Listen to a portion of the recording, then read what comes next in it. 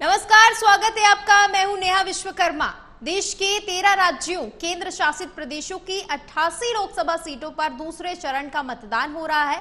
इसके साथ साथ बाहरी मणिपुर लोकसभा क्षेत्र के बचे हुए इलाकों में भी मतदान किया जा रहा है। आज केरल में सभी 20 सीटों पर, कर्नाटक में 14 सीटों पर, राजस्थान में 13, उत्तर प्रदेश और महाराष्ट्र में 8 लोकसभा सीटों पर मतदान हो रहा है। मध्य प्रदेश में 6, असम में और बिहार में 5 लोकसभा सीटों पर मतदान हो रहा है। वहीं पश्चिम बंगाल और छत्तीसगढ़ में 3 लोकसभा सीटों पर मतदान जारी है। त्रिपुरा की 1 और जम्मू कश्मीर की 2 लोकसभा सीटों पर मतदान हो रहा है। बता दें आपको, सुबह 7 बजे से लोकसभा चुनाव के लिए दूसरे चरण की वोटिंग जारी है। मतदान केंद्र के बाहर लंबी कतारें देखी जा रही हैं। चुनावी माहौल के बीच इस बार बेरोजगारी का मुद्दा चरम पर है। नेताओं के साथ साथ युवाओं की भी किस्मत दांव पर लगी हुई है। एक वोट तय हो रहा है कि किस तरह से 24 के चुनाव में किसकी विजय होने वाली और किसके हाथ हार का स्वाद चखना पड़ेगा। बता दें आपको, लगातार 2024 चुनाव को लेकर दिग्गजों ने चुनावी मैदान संभाला था। लगातार चुनाव प्रचार जारी था और आज 2024 लोकसभा चुनाव को लेकर दूसरे चरण के लिए मतदान जारी है। बता दें आपको कि सुबह 7 बजे से मतदान केंद्रों पर लोग पहुंच रहे हैं, मतदान दे रहे हैं। इसी के साथ ही प्रधानमंत्री मोदी की ओर से भी अपील की गई कि ज्यादा से ज्यादा मतदान किया जाए और जम्मू कश्मीर की 2 लोकसभा सीटों पर मतदान हो रहा है। इसी के साथ ही सुबह 7 बजे से लोकसभा चुनाव के लिए दूसरे चरण की वोटिंग हो रही है। बता दें आपको कि मतदान केंद्र के बाहर लोगों की लंबी कतारें लगी हुई हैं। चुनावी माहौल के बीच लगातार बेरोजगारी और महंगाई का मुद्दा चरम पर है। बीजेपी ने 400 पार का नारा दिया है, लेकिन देखना होगा कि इस तरह के मुद्दों के साथ किस तरह से बीजेपी 400 पार का नारा पार कर पाती है।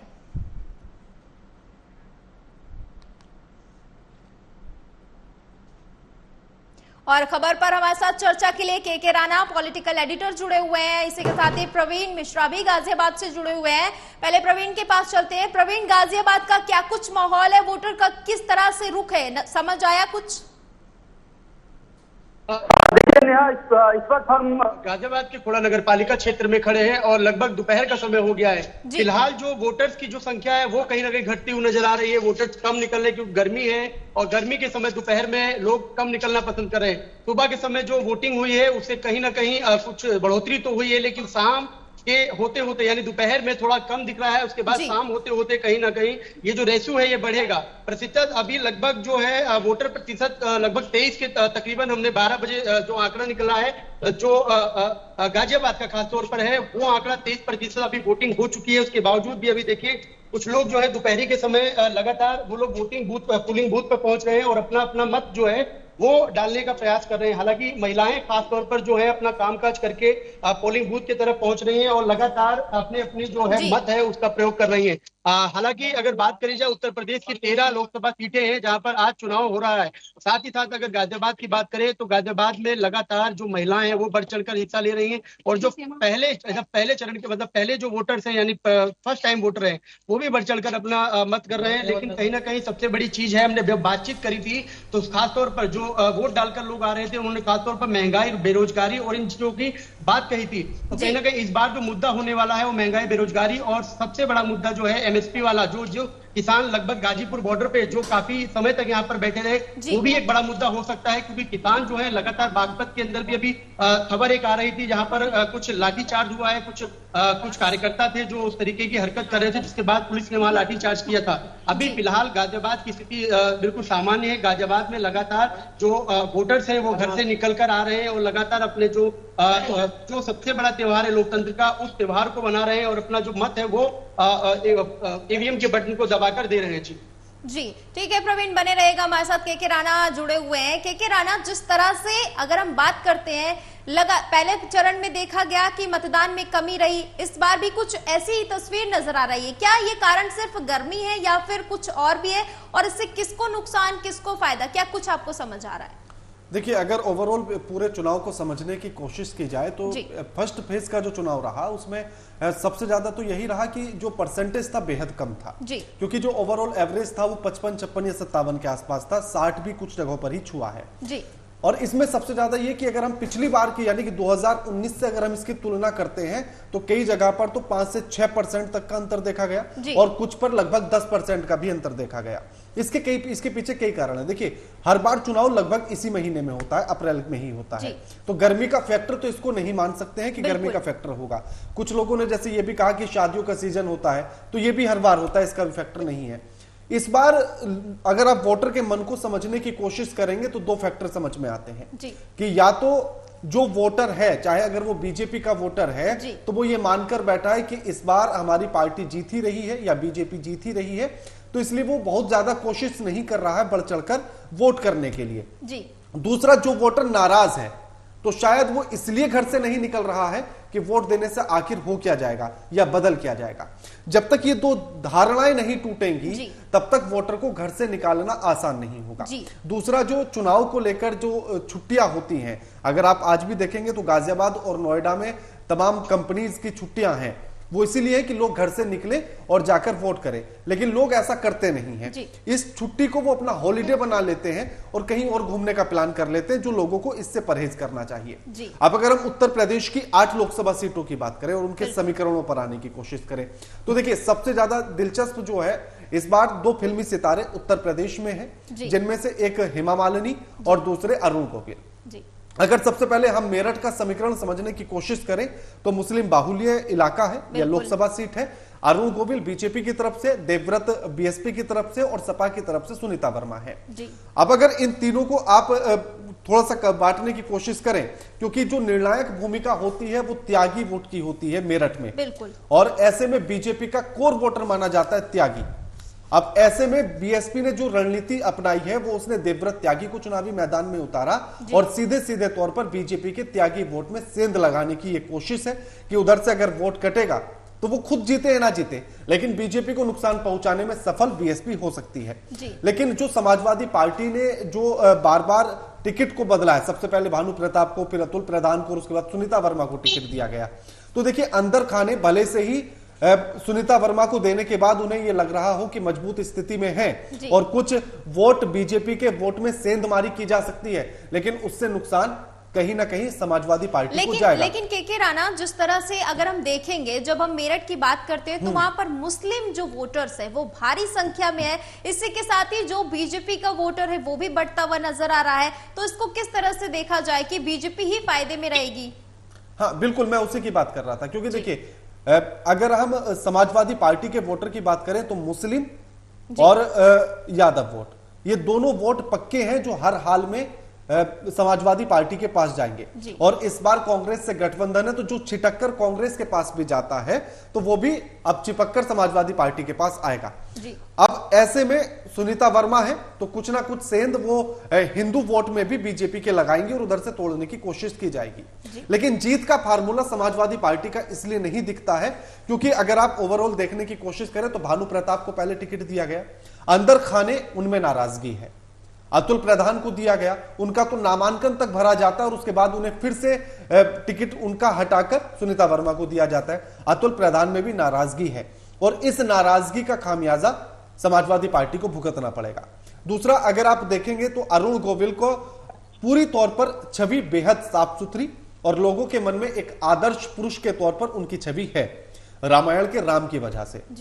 लेकिन उनका जो नुकसान होता है, जो वो बैकफुट पर जाते हैं, उसका सिर्फ ये कि जो हाल ही में उनका इंटरव्यू लिया गया और वो इंटरव्यू जब वायरल हुए, जिनमें से हमारा भी एक इंटरव्यू है अरुण गोविल का, जब उनसे ये पूछा गया कि आखिर मेरठ के विकास को लेकर आप क्या सोचते हैं या उसको लेकर आपके पास रोड मैप क्या है, तो जब वो ये कहते हैं कि मेरा भी फोकस सिर्फ जीतने पर है, उसके बाद मैं मुद्दों पर ध्यान दूंगा और उसके बाद बैठकर हमारी पूरी पार्टी मुद्दों पर बात करेगी और विकास पर बात करेगी, कैसे मेरठ का विकास किया जाए। तो जनता में इसका एक नेगेटिव पॉइंट गया कि अगर आज ही उन्हें मेरठ के दर्द का नहीं पता, आज उन्हें मेरठ के मुद्दों का नहीं पता, उन्हें आज मेरठ की समस्या का नहीं पता, उन्हें आज मेरठ की जरूरतों का नहीं पता, तो फिर जीतने के बाद ये यकीन कैसे किया जाए कि वो जीतने के बाद इस तरफ ध्यान देंगे या उन पर गौर करेंगे। तो ये सबसे बड़ा फैक्टर, तो ये एक नेगेटिव पॉइंट गया। लेकिन एक जो बड़ी छवि है उस छवि का असर अरुण गोविल को होगा और बढ़त बीजेपी को मिलेगी। जी, आज 8 लोकसभा सीटों पर मतदान है। इसी के साथ ही जब हम अमरोहा की बात करते हैं तो जो बीजेपी पहले गंवा चुकी है, इस बार जो पहले बीएसपी से सांसद थे वो अब सपा में इंडिया में आ चुके हैं, तो बीजेपी के लिए अमरोहा का जो ये रण है इसको पार करना क्या चुनौतीपूर्ण है, या फिर ऐसा कहा जाए कि मोदी की लहर में इस बार पार कर जाएगी बीजेपी? देखिए, चुनौतियां तो हैं, लेकिन उसके साथ ही एक जो बेहतर फैक्टर है वो ये कि दानिश अली अमरोहा से समाजवादी पार्टी के टिकट पर 2019 में चुनाव जीते थे। एक मजबूत चेहरे के तौर पर अमरोहा में वो हैं, लेकिन उन्होंने इस बार अपनी पार्टी से पाला बदला और कांग्रेस से टिकट लिया और चुनावी मैदान में है। अंदर खाने दानिश अली का विरोध बहुत ज्यादा है अमरोहा लोकसभा सीट पर। उनके कार्यकर्ताओं में भी, यानी कि कांग्रेस पार्टी के कार्यकर्ताओं में भी विरोध है कि दूसरी पार्टी से आए और तुरंत टिकट दे दिया गया, इसलिए यह भी विरोध है। और मौजूदा होने की वजह से जो एक विरोध मौजूदा का हो जाता है वो विरोध भी है, क्योंकि काम उतने बेहतर नहीं कर पाए। बसपा से थे, बीजेपी की सरकार थी, तो उतने बेनिफिट्स कोई भी सांसद अपनी जनता को नहीं दे पाता है, तो एक विरोध का कारण यह भी है। लेकिन वहां जो असली फैक्टर है, मुस्लिम बहुत ज्यादा है अमरोहा में, लेकिन उसके साथ ही बीएसपी ने भी चाल वही चली है। बीएसपी ने भी मुजाहिद हुसैन को चुनावी मैदान में उतारा, यानी कि मुस्लिम वोट बीएसपी भी काटेगी, क्योंकि वो भी लोकल है और लोकल होने की वजह से पकड़ उनकी भी है, तो इसलिए नुकसान इसमें दानिश अली को होगा। और ये जो बसपा और समाजवादी पार्टी अलग अलग चुनाव लड़ रहे हैं और अलग अलग चुनाव लड़ने की वजह से वो वोट बीजेपी का नहीं काटते हैं, वो एक दूसरे का वोट काटते हैं, और उसका नुकसान उन दोनों पार्टियों को होता है और फायदा बीजेपी को होता है। और इसी फायदे में जहां तक मुझे लगता है तो वो तवर लेकर जा सकते हैं, और उसी हो सकता है कि इसी वजह से बीजेपी इस पर कब्जा जमा ले, क्योंकि पिछली बार 2019 में समाजवादी पार्टी और बसपा ने एक साथ चुनाव लड़ा था और उसकी वजह से एक बड़ी जीत दानिश अली ने हासिल की थी, क्योंकि दलित वोट भी और मुस्लिम वोट भी दोनों एक साथ जुड़ा था, यादव वोट भी जुड़ा था, तो इसलिए जीत बड़ी थी। लेकिन इस बार वो सारे वोट बट रहे हैं बसपा और समाजवादी पार्टी में, इसलिए नुकसान दोनों पार्टियों को होगा और बीजेपी को फायदा हो सकता है। के राणा, देखिए बीजेपी की ओर से कहा जाता है अब की बार 400 का पार। पहला फैक्ट यह है कि वोटर घर से बाहर नहीं निकल रहा है। दूसरा यह है कि महंगाई और बेरोजगारी का मुद्दा लगातार जब हम लोगों से बात करते हैं तो वो जमीनी स्तर पर समझ आता है। तो आपको क्या लगता है, बीजेपी 400 पार तक तो जा पाएगी या नहीं, क्या या फिर जो 2019 में बीजेपी का आंकड़ा था क्या इस बार उससे कम रह जाएगी, आगे निकलेगी? देखिए, 400 पार का आंकड़ा जो बीजेपी ने दिया है अपनी एनडीए को मिलाकर, उसको अगर समझने की कोशिश करें तो ये बहुत टफ फाइट है। बिल्कुल, क्योंकि इस बार फाइट ये वाली नहीं है कि कौन हारेगा कौन जीतेगा, ये लगभग सभी को क्लियर है कि कौन जीतेगा, लेकिन इस बार ये देखना है कि आखिर सीटें कौन कितनी लेकर आता है। और बीजेपी ने जो खुद के लिए टारगेट सेट किया है 400 पार का, वैसे तो बीजेपी को अगर आप पहले चुनाव से लेकर अब तक देखें तो जो टारगेट बीजेपी सेट करती है नरेंद्र मोदी और अमित शाह के आने के बाद से, तो उस टारगेट को वो अचीव करने में बहुत हद तक कामयाब होती है।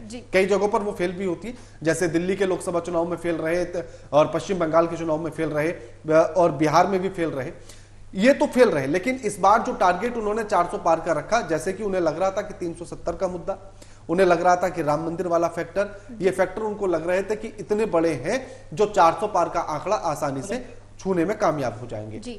और कहीं ना कहीं ये पूरा माहौल, अगर आप 22 जनवरी 2024 का वो माहौल याद करें जब राम मंदिर का उद्घाटन हो रहा था, तो ये लग भी रहा था कि वो माहौल बन रहा था कि बीजेपी 400 पार जा सकती है। लेकिन अभी हाल ही में जिस तरह से विरोध तमाम जगहों पर बीजेपी का देखा गया, जैसे हमने सहारनपुर में देखा, जैसे हमने मुजफ्फरनगर में देखा और भी तमाम नगीना और बिजनौर वाली साइड में देखा, तो वो विरोध बीजेपी के लिए भारी पड़ा है।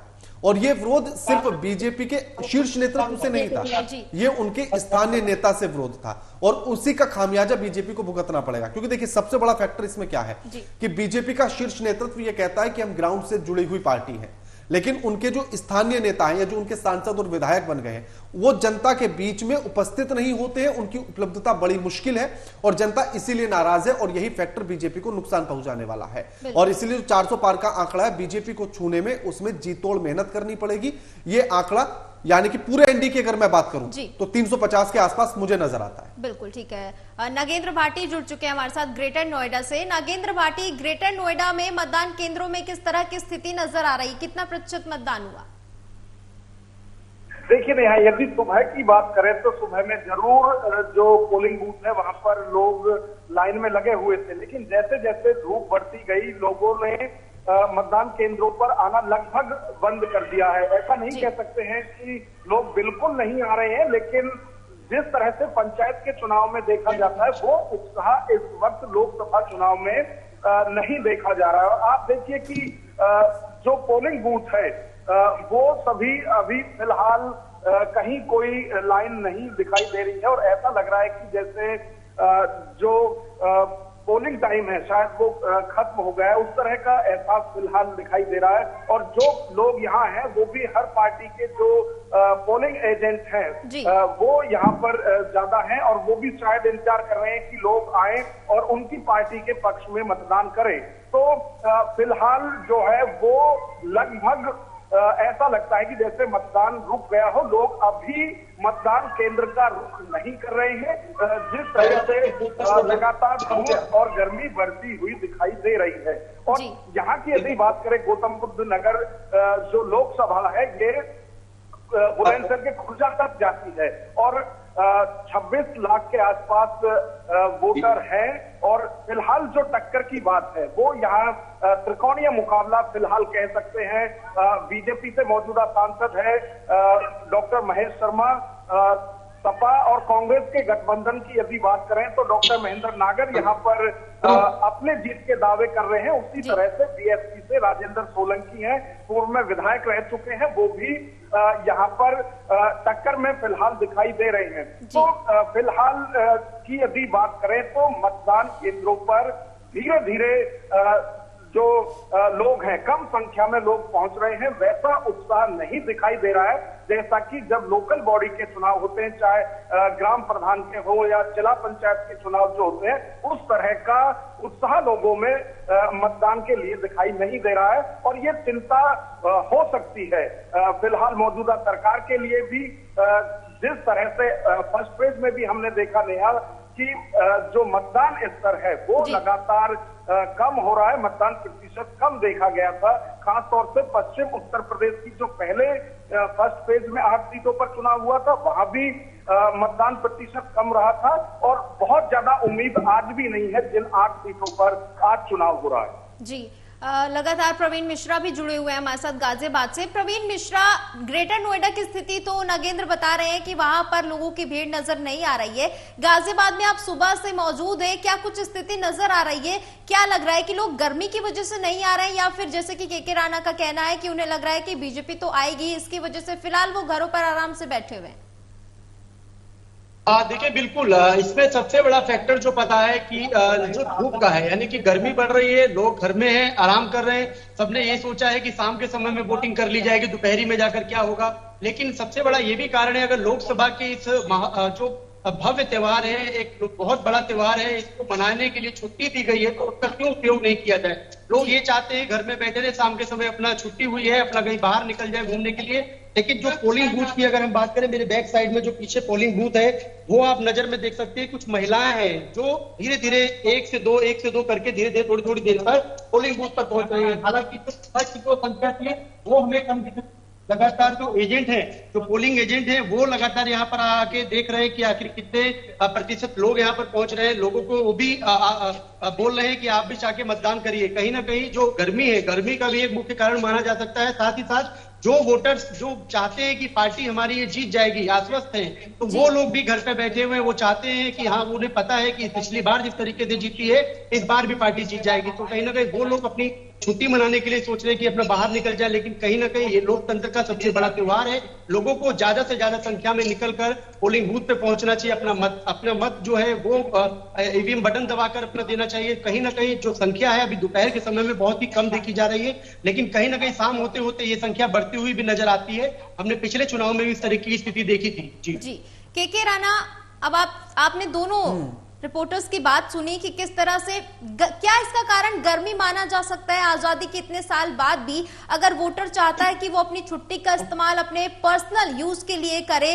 तो ये किसका फेलियर माना जाएगा कि इतने बड़े देश के लोग, इतने बड़े लोकतंत्र के लोग अभी तक भी अपने चुनाव के लिए, अपने मताधिकार के लिए उतने उत्सुक नहीं है और वो उसका इस्तेमाल नहीं करना चाहते?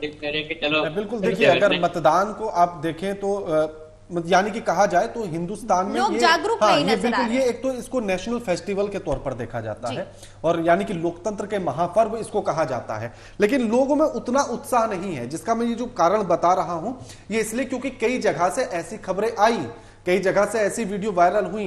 राजस्थान के अगर आप गजेंद्र खेमसर की बात करें जो मंत्री भी हैं, उन्होंने भी इस बात को कहा, उनका एक वीडियो वायरल हो रहा है, वो सच है या झूठ ये नहीं पता, लेकिन उस वीडियो में भी यही बातें निकलकर सामने आई कि बीजेपी के लोग या बीजेपी समर्थक लोग वोट डालने के लिए बहुत कम जा रहे हैं। यानी कि वो कहीं ना कहीं इस बात को लेकर आश्वस्त हो चुके हैं कि हमारी पार्टी जीत रही है। और जो दूसरा वाला फैक्टर है कि लोग ये मानकर बैठ गए हैं कि हमारे वोट डालने से आखिर क्या बदल जाएगा। ये जो दो फैक्टर है, इस धारणा को तोड़ना बड़ा जरूरी है। अगर आप 2019 में देखें तो लगभग 75 तक भी परसेंटेज के आसपास भी मतदान हुआ है, लेकिन इस बार हमें 60 छूने में पसीने छूट जा रहे हैं, जबकि गर्मी पिछली बार भी इतनी ही थी, स्थिति पिछली बार भी यही थी, महीना यही था, लेकिन इस बार लोग घर से नहीं निकल रहे, यानी कि वो बहुत ज्यादा या तो आश्वस्त हो चुके हैं कि कौन जीत रहा है इसको लेकर। और यहाँ पर एक और सवाल है कि अभी तो दूसरा फेज है, जून आते आते गर्मी और भी ज्यादा बढ़ेगी, तो इसको किस तरह से देखा जाएगा कि क्या मतदान प्रतिशत और गिरता जाएगा?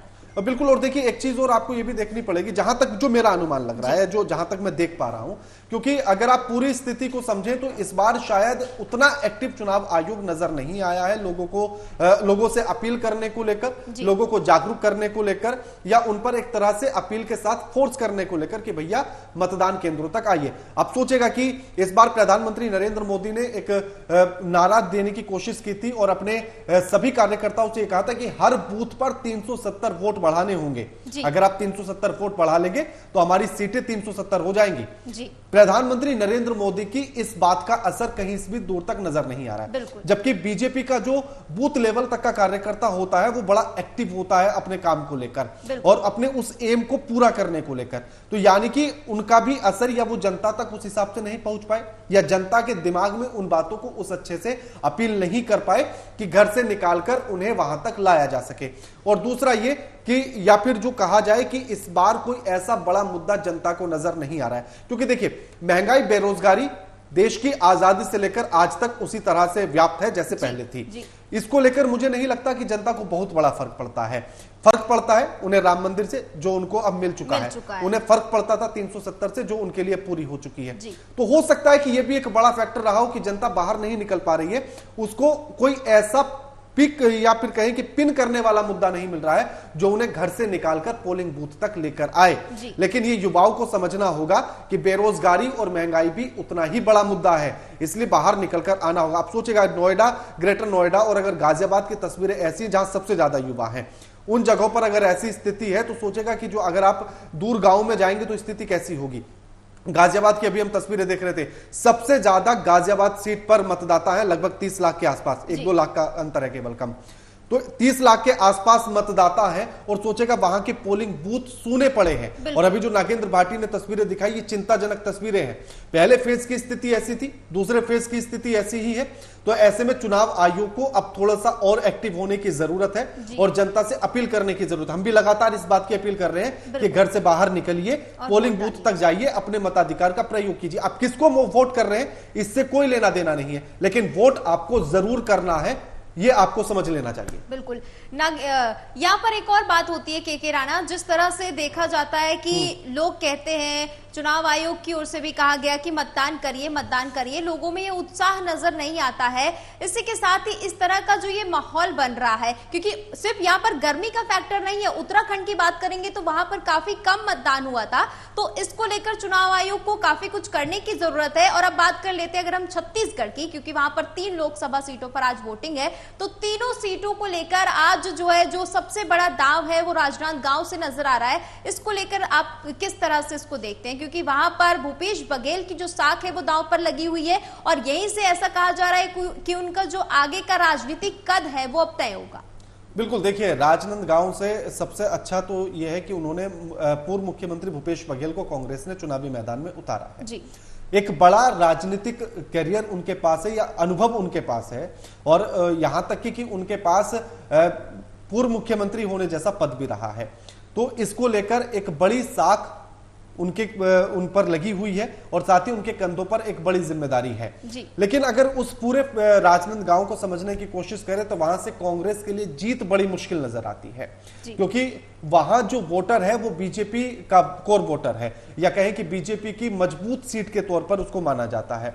अब ऐसे में यह देखना होगा कि आखिर कांग्रेस ने भूपेश बघेल पर उम्मीद तो जताई है, लेकिन भूपेश बघेल उस पर कितना खरा उतरते हैं। दूसरा ये कि अगर आप थोड़ा सा 2023 के चुनाव को याद करें, छत्तीसगढ़ के विधानसभा चुनाव के, उससे पहले जो भूपेश बघेल ने अपनी पूरी इमेज बनाई थी, उस इमेज के आधार पर एक हिंदुत्व चेहरे के तौर पर उन्होंने खुद को उभारने की कोशिश की थी। जैसे छत्तीसगढ़ में उन्होंने राम मंदिर बनाने की बात कही थी, उनके ननिहाल को लेकर बात कही थी, और ननिहाल होने के चलते, क्योंकि जो रायपुर है उसे कौशल्या का मायका कहा जाता है, यानी कि राम जी का ननिहाल कहा जाता है, तो उसके आधार पर भी वो सारी राम नाम पर भी उन्होंने उभरने की कोशिश की थी, लेकिन उसका उतना असर नजर नहीं आया चुनाव में विधानसभा के। तो लोकसभा चुनाव में भी उतना एक्टिव, या यूं कहें कि कांग्रेस के भीतर से वो चिंगारी नजर नहीं आ रही है जो जीत की तरफ लेकर चली जाए।